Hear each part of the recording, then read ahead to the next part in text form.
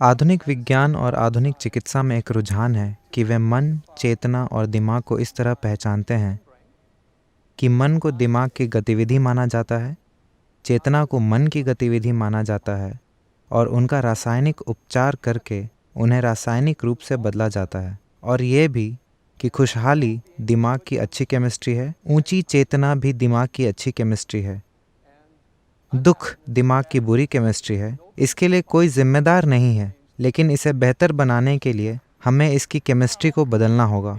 अब योग विज्ञान के अनुसार दिमाग, मन और चेतना तीन अलग अलग चीज़ें हैं, लेकिन वे एक खास स्तर पर संबंधित हैं। तो मैं सद्गुरु जी से यह जानना चाहता हूँ कि दिमाग, मन और चेतना की क्या प्रकृति है और हम दिमाग और मन में फंसे बिना उनका उचित तरीके से कैसे इस्तेमाल कर सकते हैं, और उस चिकित्सा मॉडल के बारे में भी जो दिमाग की केमिस्ट्री से ज़्यादा चेतना पर जोर देता हो। योग विज्ञान में दिमाग जैसा कुछ नहीं होता। दिमाग सिर्फ शरीर है। जैसे दिल है, जैसे जिगर है, वैसे ही दिमाग है। यह भी बस शरीर है। मुझे लगता है कि दिमाग को बहुत ज्यादा बढ़ा चढ़ाकर इसलिए प्रस्तुत किया जा रहा है क्योंकि जैसा कि मैंने सुबह भी कहा था, हमारी शिक्षा प्रणालियां पूरी तरह से तर्क पर आधारित हो गई हैं। हमें लगता है कि तर्क ही सब कुछ है। अब मैं इसे बहुत ही कम शब्दों में कहने की कोशिश करूंगा। जब किसी बहुत ही जटिल चीज को कम शब्दों में कहा जाता है तो उसमें कुछ कमियां रह जाती हैं। अगर आपको कमी नजर आए तो मुझे बताना, वरना ठीक है। तो योग विज्ञान के अनुसार मन के 16 हिस्से हैं और ये 16 हिस्से 4 श्रेणियों में आते हैं। पहली है बुद्धि। बुद्धि मतलब तर्क। मैं आपसे पूछता हूं, आपको बुद्धि तेज चाहिए या मंद? आप सब चुनिए, मैं आपको आशीर्वाद देने वाला हूं। आपको तेज चाहिए। तो बुद्धि एक चाकू की तरह है। चाकू का इस्तेमाल चीजों के 2 टुकड़े करने के लिए होता है। यही बुद्धि की प्रकृति है। आप जो भी देंगे वो उसके 2 टुकड़े करेगी। पूरा आधुनिक विज्ञान मनुष्य की बुद्धि से पैदा हुआ है, इसीलिए सारा काम चीर-फाड़ से होता है। अगर आप एक वैज्ञानिक को फूल देंगे तो वो इसके टुकड़े करके देखेंगे। अगर आप इसके टुकड़े करके देखेंगे तो आपको फूल के बारे में कई जानकारियां जरूर मिल जाएंगी, पर आपको उसके बाद फूल नहीं मिलेगा।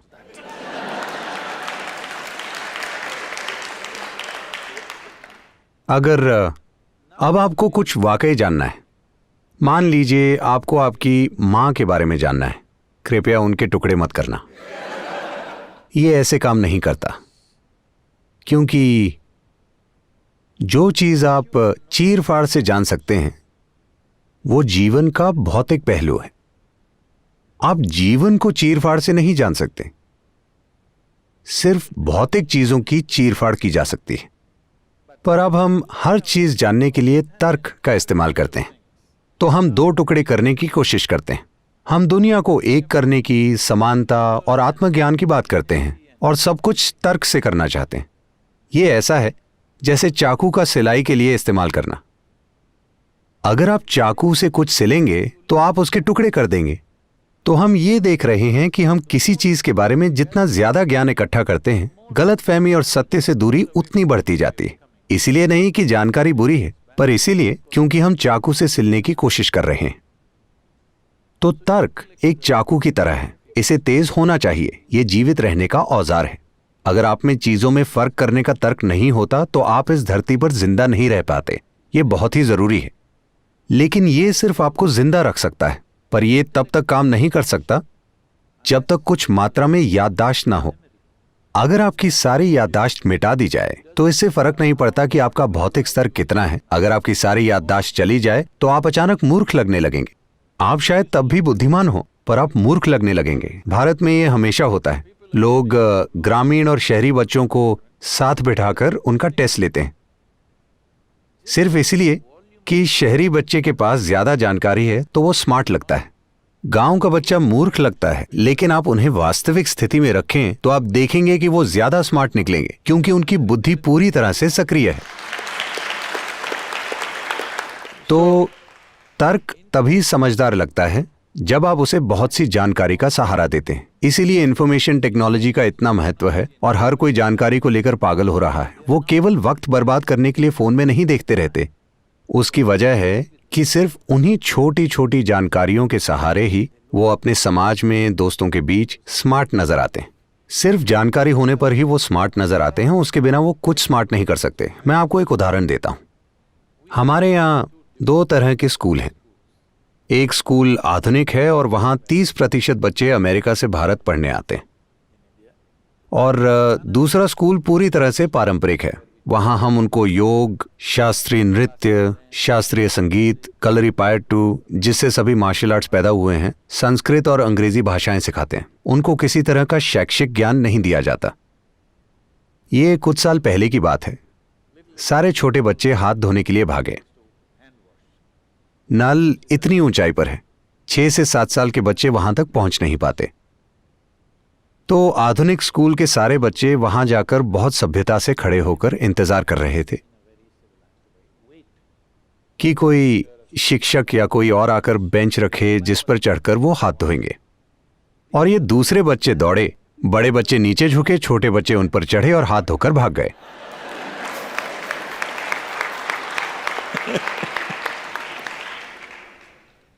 तो आजकल तर्क को बहुत ज्यादा महत्व दिया जाता है और बुद्धि के दूसरे आयामों को बिल्कुल विकसित नहीं किया जाता। तो मन के अगले आयाम को अहंकार कहते हैं, जिसे हमने पूरी तरह से नजरअंदाज कर दिया है। कई लोग अहंकार को ईगो समझते हैं, लेकिन ऐसा नहीं है। अहंकार मतलब पहचान। आपकी पहचान किस आधार पर बनी है? क्योंकि तर्क मुख्य रूप से उस पहचान की रक्षा करने का साधन है जो आपने अपने लिए बनाई है। अगर मैं कहता हूं कि मैं भारतीय हूं, तो अचानक मेरा तर्क मुझ में वैसे विचार पैदा करेगा। मुझ में इसके लिए जीने और मरने की इच्छा होगी। अगर आप बस एक कपड़े का टुकड़ा लोगों को दिखाएं, मेरा मतलब झंडा, तो लोगों की आंखों में आंसू आ जाएंगे। यह सिर्फ एक पहचान है।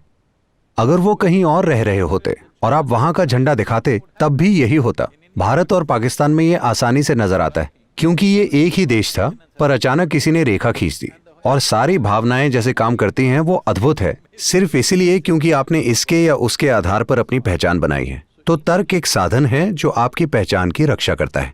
पहचान वो साधन है जिसकी वजह से तर्क एक निश्चित तरीके से काम करता है।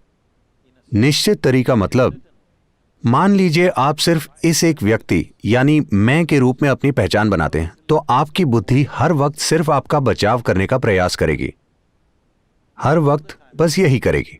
अब अगर मैं ये कहूं कि मेरा परिवार मेरी पहचान है, तो आपकी बुद्धि उसका बचाव करने की पूरी कोशिश करेगी।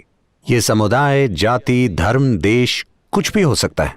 हमने जाति, धर्म और देश के नाम पर कितने ऐसे कार्य किए हैं जो बिल्कुल मूर्खतापूर्ण और अमानवीय हैं, लेकिन हम उन्हें बड़े गर्व के साथ करते हैं क्योंकि हमने अपनी पहचान उनके आधार पर बनाई है। यही पहचान की प्रकृति है। अगर उसी समानता को आगे बढ़ाना हो, तो अगर बुद्धि चाकू है, तो जो हाथ उसे पकड़ता है वो पहचान है। आप मुझे बताइए, चाकू के काम करने के लिए यह जरूरी है कि चाकू तेज हो, लेकिन चाकू से विनाश होगा या विकास, ये उस हाथ पर निर्भर करता है जिसने उसे पकड़ा है ना? लेकिन आजकल हमारे समाज में, हमारी दुनिया में हाथ के विकास के लिए कुछ भी नहीं किया जा रहा। हम अपनी छोटी से छोटी पहचानें बनाते जा रहे हैं। इससे हर हाल में अशांति ही होगी, मनुष्य के भीतर भी और बाहर की दुनिया में भी। कोई और रास्ता नहीं है। प्राचीन काल से ही पूर्वी संस्कृतियों में हमेशा ब्रह्मांडीय पहचान की शिक्षा दी जाती है। अहम ब्रह्मास्मि। 12 साल की उम्र में आपको यह पता होना चाहिए, अहम ब्रह्मास्मि, इसका अर्थ है मैं ब्रह्मांड हूं। असीम के आधार पर पहचान बनने से पहले शिक्षा बिल्कुल नहीं दी जानी चाहिए। सिर्फ पहचान स्थापित होने के बाद ही शिक्षा होनी चाहिए, क्योंकि सही तरह की पहचान के बिना शिक्षा विनाशकारी हो जाती है। क्योंकि आपके पास एक सीमित पहचान है। हम चाहे जो कुछ भी कहें, लेकिन मूल रूप से सारे अपराध, सारे बुरे और भयंकर काम जो हम करते हैं, वो सीमित पहचान की वजह से ही हैं, है ना? ये मेरा तरीका है, वो आपका तरीका है, ये मेरा देश है, वो आपका देश है, ये मेरा धर्म है, वो आपका, ऐसा ही होता है। पहचान का विकास किए बिना ही हम चाकू को तेज बना रहे हैं। हमारा हाथ अस्थिर है, पर हम चाकू को तेज बना रहे हैं और याददाश्त से उसे शक्तिशाली बना रहे हैं।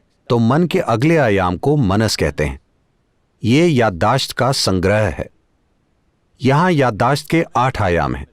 इसमें पंच तत्वों की याददाश्त, परमाणु के स्तर पर याददाश्त, विकास संबंधी याददाश्त, कर्मों की याददाश्त, सचेतन की याददाश्त, अचेतन की याददाश्त, स्पष्ट याददाश्त, अस्पष्ट याददाश्त, ऐसी ही याददाश्त की कई सारी अवस्थाएं हैं। जैसे हमने पहले ही चर्चा की थी, इस शरीर में हर उस चीज की याददाश्त है जो इस ग्रह पर हुई है। अगर हम पर्याप्त ध्यान दें तो हम सिर्फ इसे देखकर ही जान सकते हैं कि जीवन का विकास कैसे हुआ है। सिर्फ 150 साल पहले चार्ल्स डार्विन ने इस ग्रह के जीवन का अध्ययन किया और जीवन के विकास के बारे में बताया था। But over 15,000 years ago, Adi Yogi spoke about how life evolved. लेकिन आदि योगी ने 15,000 साल पहले ही इसके बारे में बात की थी। उन्होंने पहले ही कहा था, लगभग हर भारतीय ये जानता है लेकिन सचेत नहीं है, 10 अवतार हैं। आप ये सब काफी पढ़ रहे होंगे। पहला अवतार मछली या पानी के जीव, फिर जल स्थल चर जीव, फिर स्तनधारी जीव, फिर आधा मनुष्य आधा जानवर, फिर बौना मानव, फिर पूर्ण विकसित लेकिन क्रोधी मानव, फिर शांतिपूर्ण मानव, फिर प्रेममय मानव, उसके बाद ध्यानमय मानव और आखिर में दिव्यदर्शी मानव होने की मान्यता है। ये किसी एक आदमी की कहानी नहीं है, ये इस ग्रह के जीवन के विकास की कहानी है। तो 15,000 साल पहले किसी ने ये माइक्रोस्कोप से देखकर नहीं बल्कि अपने भीतर देखकर बताया था, क्योंकि विकास की पूरी कहानी यहां लिखी है।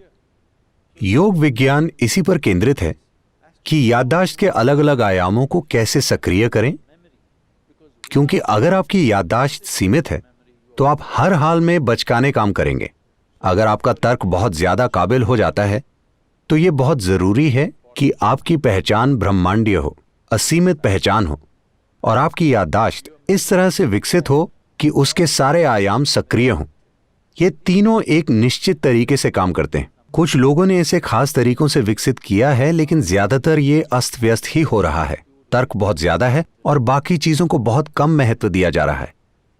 बुद्धि के चौथे आयाम को चित्त कहते हैं। ये बुद्धि का वो आयाम है जो याददाश्त से प्रभावित नहीं होता।